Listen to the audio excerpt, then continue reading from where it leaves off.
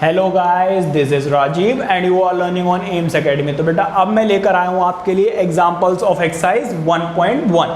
तो बेटा मैं आपको फर्स्ट एग्जांपल पहले करा दूं, जल्दी से एक बार पढ़ लीजिए आप। Write the solution of the equation x square plus x minus 2 is equal to 0 in roster form. बेटा रोस्टर फॉर्म में हम क्या करते थे, एलिमेंट्स को लिखते थे, है ना।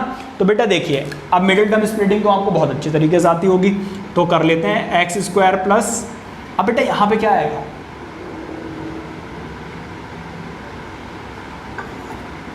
To x minus 2 is equal to 0। ठीक है, अब बेटा क्या कीजिए, इनमें से देखिए कॉमन क्या है, इन दोनों में क्या कॉमन है, x कॉमन है, तो क्या बचा x प्लस 2। ठीक है, अब बेटा देखिए इन दोनों में क्या कॉमन है, -1, तो क्या बचा x प्लस 2। समझ में आ गई बात या नहीं। इन दोनों में बेटा क्या कॉमन है, x प्लस 2, और इधर क्या बचेगा, x माइनस 1। इतनी बात तो बेटा सबको समझ में आ गई होगी। अब बेटा देखो, एक बार इसको x की वैल्यू को किसके इक्वल लोगे, 0 के इक्वल, और फिर इसकी वैल्यू के इक्वल। क्वाड्रेटिक इक्वेशन वाला चैप्टर आपने बहुत अच्छे से किया होगा 10th क्लास में, वहाँ से बेटा आपको सॉल्यूशन निकालने आते होंगे। ठीक है, तो बेटा सॉल्यूशन हम कैसे लिखते हैं, 1, -2। तो बेटा जब हम किसी भी एलिमेंट को क्या करते हैं, कॉमा से सेपरेट करके विद इन कर्ली ब्रेसेस कर देते हैं, तो बेटा ये क्या होती है, रोस्टर फॉर्म होती है। ठीक है, तो ये क्या है, आपकी रोस्टर फॉर्म है। ठीक है, तो बेटा जल्दी से देखते हैं अपना सेकंड एग्जांपल जल्दी से आप एक बार पढ़ लीजिए जो आपकी स्क्रीन पर आ रहा है। Right the set x such that x is a positive integer and x square is less than 40 in a roster form। तो बेटा देखो इधर, अब हमें क्या करना है, x की वो वैल्यू लेनी है जिनका स्क्वायर बेटा क्या रहेगा, 40 से छोटा रहेगा। x such that x is a positive integer and whose square is less than 40।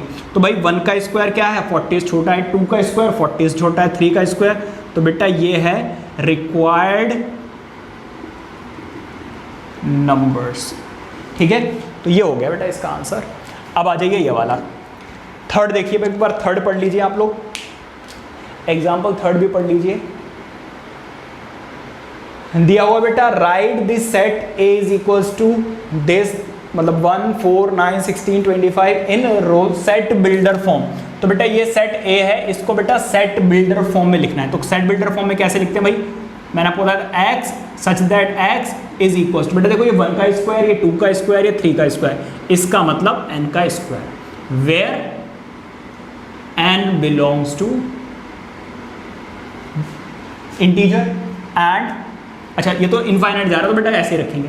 अगर बेटा ये डॉट ना होते तो हमें एक चीज और लगानी पड़ती, क्या लगानी पड़ती, n is less than and equals to 5, ये और लगाना पड़ता। लेकिन बेटा डॉट लगे हुए, इसका मतलब आगे चलता जा रहा है, तो फिर बात यहीं पर खत्म हो जाएगी। ठीक है, तो ये थे बेटा आपके 3 सॉल्यूशंस। देखते हैं अपना 4th and 5th solution. 4 and 5, पहले 4 पढ़ लीजिए एक बार आप। 4 बेटा दिया हुआ है, right this set this in set builder form. इसको बेटा सेट बिल्डर फॉर्म में लिखना है। अच्छा बेटा सेट बिल्डर फॉर्म में लिखने के लिए होता क्या है कि आपको इसका पैटर्न ऑब्जर्व करना होता है। अब ऐसे देखो, इससे पहले क्वेश्चन में क्या था, हमारा स्क्वायर था, हम बड़े आराम से पहचान गए, ये इवन नंबर होंगे आप पहचान जाओगे, ऑड होंगे तो पहचान जाओगे। लेकिन बेटा जब ऐसे नंबर्स आते हैं तो पहचानना थोड़ा सा मुश्किल हो जाता है। तो लेकिन आप ज़रा थोड़ा सा ध्यान से देखोगे तो ऊपर 1 है, नीचे 2 है, मतलब कि ऊपर वाले नंबर में अगर मैं 1 और ऐड कर दूं तो मुझे नीचे वाला नंबर मिल रहा है। अब नेक्स्ट में देखो, जो ऊपर वाले नंबर में अगर मैं 1 ऐड कर दूं तो मुझे नीचे वाला नंबर मिल रहा है। इसी तरीके से बेटा ऊपर वाले नंबर में मैं 1 ऐड कर दूं तो नीचे वाला, ऊपर वाले नंबर में मैं 1 ऐड करूंगा तो नीचे वाला, ऊपर वाले नंबर में 1 ऐड करना है। तो बेटा इससे एक मेरे पैटर्न समझ में आ गया। क्या पैटर्न आपने ऑब्जर्व किया कि अगर x such that x is equals to n over n plus 1, मतलब कि ऊपर जो नंबर है नीचे उसमें अगर आप 1 ऐड करोगे तो आपको ये इक्वेशन मिल जाएगी। ठीक है, where n belongs to n, जो n की वैल्यू है वो देखो नेचुरल नंबर है, कोई भी नेगेटिव नंबर नहीं है, तो n की जो वैल्यू ली गई है वो नेचुरल नंबर ली गई है। और बेटा एक चीज और देखो, ये यहाँ पर आके खत्म हो गया है, इससे आगे डॉट नहीं लगे हुए हैं, तो n की वैल्यू बेटा शुरू तो हुई थी 1 से, और कहां पे जाके खत्म हो गई, 6 पे जाकर खत्म हो गई। So this is the set builder form. तो आपको पैटर्न ऑब्जर्व करके स्टेटमेंट की फॉर्म में लिखना होता है, दैट इज दी सॉल्यूशन। तो बेटा ये जो मैं आपको करा रहा हूं ये सॉल्यूशंस हैं, ठीक है। अब आ जाओ बेटा एग्जांपल नंबर 5 पे। एक बार एग्जांपल नंबर 5 पे पढ़ लीजिए। Match each of the set on the left described in the roster form with the same set on the right described in set builder form. तो बेटा इधर रोस्टर फॉर्म में लिखे हुए हैं, इधर सेट बिल्डर फॉर्म में लिखना है। आपको मैचिंग करनी है, बचपन वाली याद दिला दी इन्होंने, मैचिंग खेलनी है। क्या करोगे भाई, प्रिंसिपल, देखो इधर ये कुछ वर्ड प्रिंसिपल जैसा सा लग रहा है ना, तो बेटा देखो यहाँ पर प्रिंसिपल नजर आ रहा है, ठीक है। तो इसको आप कर दोगे इससे मैच। मजा आ रहा है बेटा मैचिंग करने में, बचपन की यादें। अब देखो इधर ये वाला नंबर देखो, जीरो कहाँ पे आ रहा है, वो x such that x is a positive integer division bye 18। तो बेटा ये तो होगा नहीं।